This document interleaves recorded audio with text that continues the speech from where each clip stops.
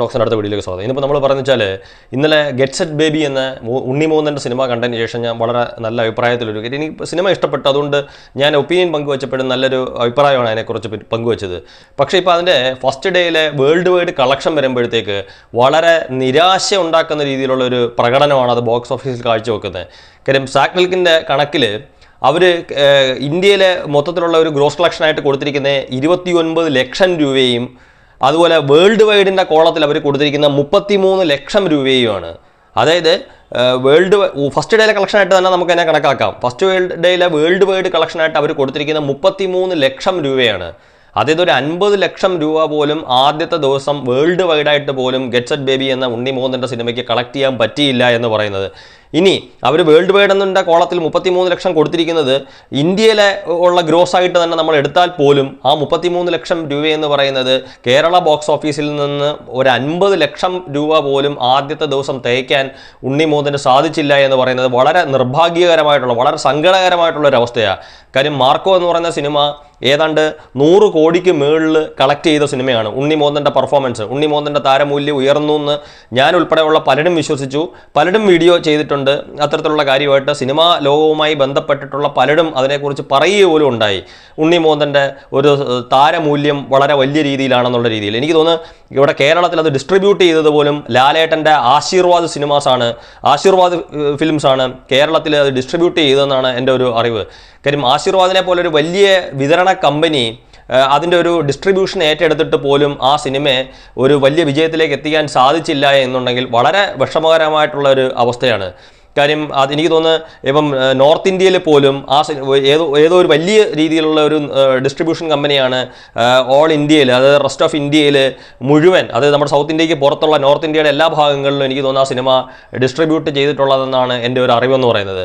എന്നിട്ട് പോലും ആ സിനിമയ്ക്ക് ഒരു വേൾഡ് വൈഡായിട്ട് 33 ലക്ഷം, ഇനി പോട്ടെ ഇന്ത്യയിലെ കളക്ഷനായിട്ടാണെങ്കിൽ പോലും 33 ലക്ഷം എന്ന് പറയുമ്പം ഇതെല്ലാം കൂടെ കൂട്ടിയിട്ടും ആദ്യത്തെ ദിവസം ഒരു 50 ലക്ഷം രൂപ പോലും തയ്ക്കാൻ സാധിച്ചില്ല എന്ന് പറയുന്നതാണ് ഏറ്റവും വിഷമകരമായിട്ടുള്ളൊരവസ്ഥ.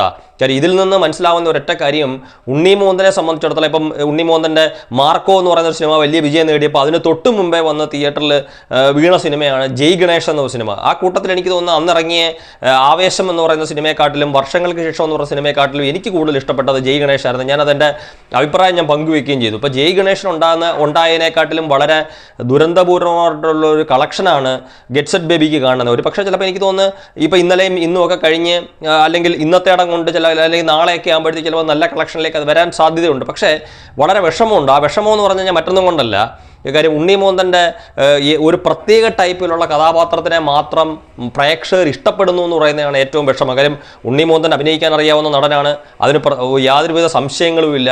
കാര്യം ഉണ്ണിമോഹനെ ഒരു വലിയ ലെവലിലേക്കൊക്കെ കാണുന്നതുകൊണ്ടാണ് ആശീർവാദ് സിനിമാസ് പോലും ഉണ്ണിമോഹൻ്റെ സിനിമയുടെ ഒരു ഡിസ്ട്രിബ്യൂഷൻ എടുക്കുന്ന സാഹചര്യം ഉണ്ടായത്. പക്ഷേ പ്രേക്ഷകർ ഉണ്ണിമോഹനെ മാർക്കോ സ്റ്റൈലിലെ കാണത്തുള്ളൂ എന്ന് പറയുന്നതാണ് ഏറ്റവും വലിയ ബുദ്ധിമുട്ട്. കാര്യം അങ്ങനെ മാർക്കോ പോലുള്ള എത്ര സിനിമകൾ ഉണ്ണിമോഹന് ചെയ്യാൻ സാധിക്കും? കാര്യം അത്തരത്തിലുള്ള സിനിമകൾ മാത്രം ഉണ്ണിമോഹൻ ചെയ്യുമ്പം പ്രേക്ഷകർ സ്വീകരിക്കുകയും പിന്നീട് കുറച്ച് നാളങ്ങോട്ട് കഴിയുമ്പം അത്തരത്തിലുള്ള ഉണ്ണിമോഹൻ്റെ റോളുകളെ പോലും പ്രേക്ഷകൻ സ്വീകരിക്കാത്ത ഒരു അവസ്ഥ വന്നു കഴിഞ്ഞാൽ ഉണ്ണിമോഹൻ്റെ നടന് ഒരു നിലനിൽപ്പുണ്ടാവില്ല എന്ന് പറയുന്നതാണ് ഏറ്റവും സങ്കടകരമായിട്ടുള്ളൊരു അവസ്ഥ.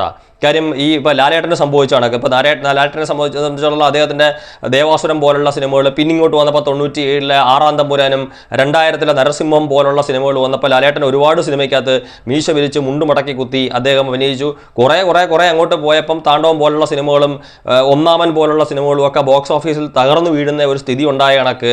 കാര്യം നമ്മൾ ഒരേ സാധനം തന്നെ ആവർത്തി ചെയ്തുകൊണ്ടിരുന്നാൽ അതിൻ്റെ പ്രശ്നം ഉണ്ടാവും. ഇപ്പോൾ ഉണ്ണിമോഹനും ആ ഒരു പാതയിലേക്ക് പോകാൻ സാധ്യതയുണ്ടോ എന്നുള്ളതാണ് സംശയം എന്ന് പറയുന്നത്. കാര്യം ഞാൻ പറയുന്ന കണക്കാര്യം കുറച്ച് താമസിച്ചായാലും ഉണ്ണിമോഹൻ കൂടുതൽ ഇത്തരത്തിലുള്ള റോളുകളുമായിട്ട് വന്നാൽ മാത്രമേ ക്രമേണ പ്രേക്ഷകർ ഉണ്ണിമോഹൻ്റെ ഇത്തരത്തിലുള്ള സിനിമകളെയും സ്നേഹിക്കത്തുള്ളൂ.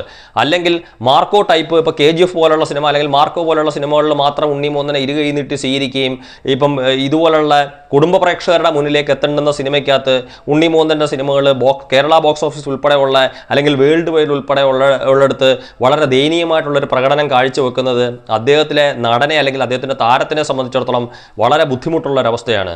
കാര്യം എനിക്ക് തോന്നുന്നു വളരെ നന്നായിട്ട് അഭിനയിക്കാൻ കഴിവുള്ള ഒരു ചെറുപ്പക്കാരൻ തന്നെയാണ് ഉണ്ണി മോഹൻ എന്ന് അദ്ദേഹം കഴിഞ്ഞ കാലങ്ങളിലെല്ലാം തെളിയിച്ചിട്ടുണ്ട്. ഇപ്പം ഗെറ്റ് സെറ്റ് ബേബി എന്ന് പറയുന്ന സിനിമയ്ക്കകത്തും അദ്ദേഹം ഭംഗിയായിട്ട് അദ്ദേഹത്തിൻ്റെ റോള് കൈകാര്യം ചെയ്തു.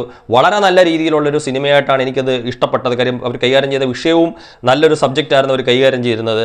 എന്നിട്ടും ഇത്തരത്തിലുള്ളൊരു മോശമായിട്ടുള്ളൊരു പ്രകടനമാണെന്ന് പറയുമ്പം ഒരു പക്ഷേ ഞാൻ പോലും ആഗ്രഹിക്കുന്നത് ഇന്നിപ്പോൾ ശനിയാഴ്ചയും നാളത്തെ ഞായറാഴ്ചയും കൊണ്ട് ആ സിനിമ ഒരു വലിയൊരു കളക്ഷനിലേക്ക് വരുന്നതിൻ്റെ ഒരു സൂചന കേരള ബോക്സ് ഓഫീസിൽ കാണാൻ സാധിക്കും എന്ന് ഞാൻ പ്രതീക്ഷിക്കുന്നു. താങ്ക്